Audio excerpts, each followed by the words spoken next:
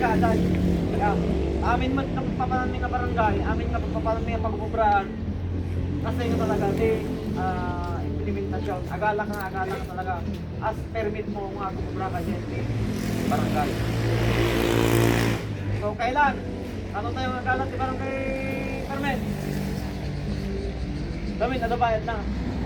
So, nagtutungtungan mo yung magkata-forman. Paldong-paldo kayo, mate. Yeah. Di ba 100? 100? Di bayad na, di barangay.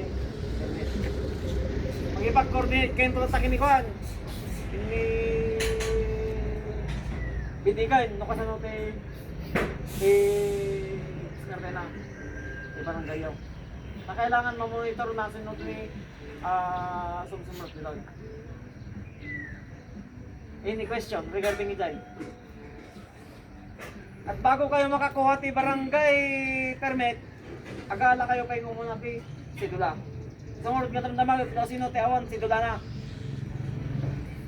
Baka nabukos kayo lang mo, nang nga ni aglipas ti first quarter ride. Yeah. Ako mo, nibitig ka man. Hindi ko ano say. Para kung talagang may sidula sila, ipakita nila. Kasi ipapakasabi, meron. Oo. Wala talaga. So mabalay, pwede. Ipakita tayo. Tapos nagala tayo ti barangay permit. Unamot ni kapitan sa sahod. Maketyo.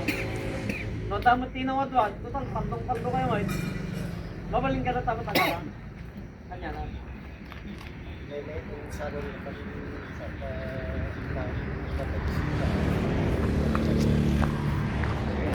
O sige, kasi lutagor tayo. Mamaminsan. No, make sure na maka-ala tayo ya. Next Dalawa, payroll. any question regarding this dalakin barangay permit? Bago tayo magpatuloy. At ang concern nyo? Tungtong kami tulad takin ni Barangay Treasurer. Okay, sige, nalawag. Next! Sino ti tao ni JR dito nga limipat?